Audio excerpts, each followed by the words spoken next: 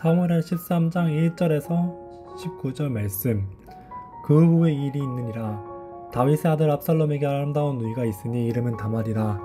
다윗의 다른 아들 암논이 그를 사랑하나 그는 처녀이므로 어찌할 수 없는 줄 알고 암논이 그의 누이 다말 때문에 우라로 말미암아 병이 드니라. 암논에게 요나답이라는 친구가 있으니 그는 다윗의 형 시므아의 아들이요 심히 강교한 자라. 그가 암논에게 이르되 왕자여 당신은 어찌하여 나를 이렇게 파리하여 가느냐, 내게 말해주지 아니하겠느냐 하니 암논이 말하되 내가 아우 압살롬의 누이 다말을 사랑함이나 하니라. 요나답이 그에게 이르되 침상에 누워 병든 채 하다가 내 아버지가 너를 보게 하거든 너는 그에게 말하기를 원하건대 내 누이 다말이 와서 내게 떡을 먹이되 내가 보는 데에서 떡을 차려 그의 손으로 먹여주게 하옵소서 하라 하니, 암논이 곧 누워 병든 채 하다가 왕이 와서 그를 볼 때 암논이 왕께 이르되 원하건대 내 누이 다말이 와서 내가 보는 데에 과자를 두어 개 만들어 그의 손으로 내게 먹여주어서 주게 하옵소서 하니, 다윗이 사람을 그의 집으로 보내 다말에게 이르되 이제 내 오라버니 암논의 집으로 가서 그를 위하여 음식을 차리라 한지라. 다말이 그 오라버니 암논의 집에 이름에 그가 누웠더라.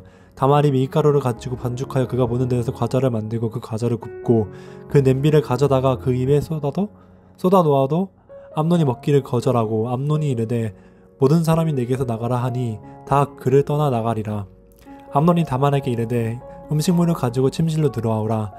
내가 내 손에서 먹으리라 하니, 다말이 자기가 만든 과자를 가지고 침실로 들어가 그의 오라버니 암논에게 이르러 그에게 먹이려고 가까이 가지고 갈 때 암논이 그를 붙잡고 그에게 이르되 나의 누이야 와서 나와 동침하자 하는지라. 그가 그에게 대답하되 아니라 내 오라버니여 나를 욕되게 하지 말라. 이런 일은 이스라엘에서 마땅히 행하지 못할 것이니 이 어리석은 일을 행하지 말라. 내가 이 수치를 가지고 어디를 가겠느냐. 너도 이스라엘에서 어리석은 자 중 하나가 되리라. 이제 청하건대 왕께 말하라. 그가 나를 내게 주기를 거절하지 아니하시리라 하되, 암논이 그 말을 듣지 아니하고 다말보다 힘이 세므로 억지로 그와 동침하니라. 그리하고 암논이 그를 심히 미워하니 이제 미워하는 미움이 전에 사랑하던 사랑보다 더한지라. 암논에게 그에게 이르되 일어나 가라 하니, 다말이 그에게 이르되 옳지 아니하다. 나를 쫓아보내는 이 큰 악은 아까 내게 행한 그 악보다 더하다 하되, 암논이 그를 듣지 아니하고 그가 부리는 종을 불러 이르되 이 계집을 내게서 이제 내보내고 곧 문빗장을 자르라 하니, 암논의 하인이 그를 끌어내고 곧 문빗장을 지르니라. 다말이 채색 옷을 입었으니 출가하지 아니한 공주는 이런 옷으로 단장하는 법이라. 다말이 재를 자기의 머리에 덮어쓰고 그의 채색 옷을 찢고 손을 머리 위에 얹고 가서 크게 울부짖으니라. 퍼즐은 여러 개의 작은 조각이 모여 큰 그림을 만들어냅니다. 오늘 묵상할 말씀 역시도 성경의 큰 그림 중 하나의 작은 조각과도 같습니다. 사무엘 하하 13장부터 19장은 압살롬이 반역하고 그 과정에서 너무나도 연약한 모습을 보이는 다윗을 그리고 있습니다. 다윗은 점점 저물어가고 하나님 앞에서 내세울 만한 어떤 것도 없습니다. 그럼에도 불구하고 하나님은 다윗에게 은혜를 베푸사 언약을 끝까지 지키시고 구원의 역사를 이루어 가시는데요.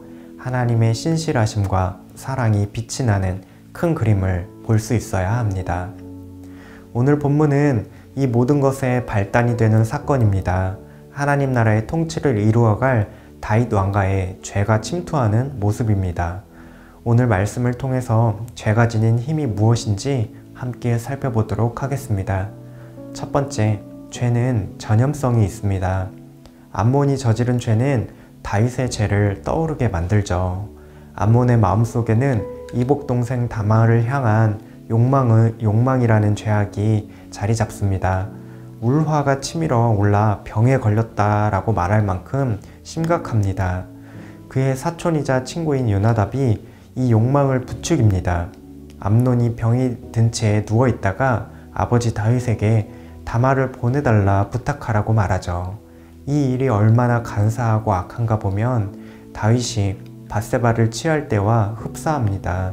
10장부터 12장에서 다윗의 범죄를 묘사할 때 핵심적으로 나타내는 표현이 바로 보내다 라는 동사입니다. 다윗은 사람을 보내어 밧세바를 데려왔죠. 그리고 밧세바를 취한 다음에 또 다시 보내버립니다. 마찬가지로 다윗은 암논에게로 다말을 보냅니다. 마치 아버지가 죄를 지을 때의 방식을 암논이 모방하고 있습니다. 게다가 암논은 다말을 진정으로 사랑했다기보다는 욕망의 대상으로 도구화합니다. 아버지가 지은 죄와 비슷하게 아들도 죄를 짓고 있습니다. 그렇기에 다윗은 이 사실을 다 알고도 감히 암논에게 무어라 말할 처지가 되지 못하죠. 이처럼 죄는 마치 전염병과 같이 욕망을 타고 빠르게 번져가는 특성이 있습니다. 두 번째, 죄는 관계를 파괴합니다. 10계명을 보면 1계명부터 4계명까지는 하나님을 향한 수직적인 관계를 나타냅니다. 5계명부터 10계명까지는 이웃을 향한 수평적 관계를 나타냅니다. 말씀에서 벗어난 죄는 하나님과 사람 모두의 관계를 파괴해 버리죠. 12절에서 다말은 암논에게 말합니다. 이런 일은 이스라엘에서 마땅히 행하지 못할 것이니 이 어리석은 일을 행하지 말라. 암논이 버리고자 하는 죄는 이스라엘에서 마땅히 행하지 못할 일이라고 말합니다. 이스라엘은 하나님께서 택하시고 언약을 세워 하나님 나라 백성 삼은 사람들입니다. 이 일을 행하는 것은 하나님께서 율법을 통해 정하신 하나님의 뜻을 거스리는 일입니다. 하나님과 그분의 백성 사이의 관계를 깨뜨리는 일이죠. 심지어 암논이 다말과 억지로 동침한 다음 암논의 마음은 변심해 버립니다. 15절입니다. 그리하고 암논이 그를 심히 미워하니 이제 미워하는 미움이 전에 사랑하던 사랑보다 더한지라. 암논은 사랑하는 마음에서 시작하였다가 미워하는 마음으로 바뀌어 버립니다. 둘 사이의 관계가 완전히 깨어진 것을 알 수 있죠. 21절과 22절에 가면 다윗도 노하고 압살롬도 암논을 미워했다고 말합니다. 가족관계마저 모두 깨어진 것을 알 수 있습니다. 이처럼 죄악은 단순히 한 사람이 죄를 짓는 것으로 그치지 않습니다. 무엇보다 죄를 미워하시는 하나님과의 관계가 무너지고 죄로 인해 사람들과의 관계도 무너지게 됩니다. 뿐만 아니라 오늘날 인간의 죄악된 욕심이 어떤 결과를 낳았나요? 자연과 환경까지도 모두 파괴해 버렸습니다. 이처럼 죄는 관계를 파괴하는 파괴력이 있습니다. 죄는 강력한 전염성과 파괴력을 지닙니다.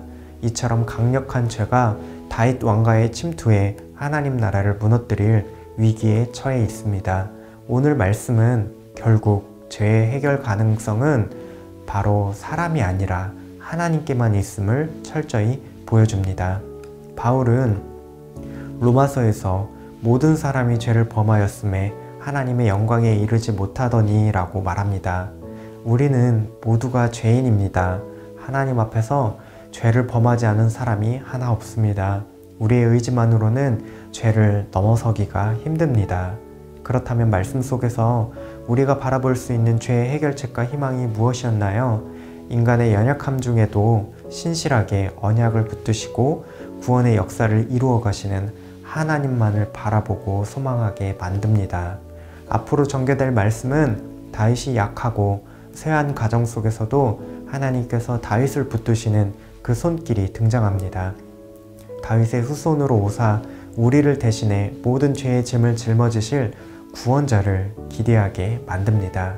죄의 전염성과 파괴력에서 우리를 지켜줄 강한 손길 오직 하나님께만 있습니다. 오늘 하루 우리가 우리 연약함과 죄를 마주할 때의 해결책이 하나님께 있음을 기억합시다. 더욱 하나님 앞으로 나아가 용서를 구하고 회개하면 좋겠습니다. 하나님께서 죄의 유혹을 이기고 죄로 인해 무너진 관계를 회복시켜 주실 것입니다. 함께 기도하시겠습니다. 우리의 욕망을 타고 빠르게 번져오는 죄를 이길 수 있는 힘을 주시옵소서. 죄의 영향력으로 인해 무너지고 깨어진 것들을 예수 그리스도 안에서 회복시켜 주옵소서. 우리 힘으로는 죄를 이길 수 없습니다. 죄의 지배를 당하지 않고 승리할 수 있도록 날마다 하나님을 의지하시는 청년가족 되시기를 바랍니다.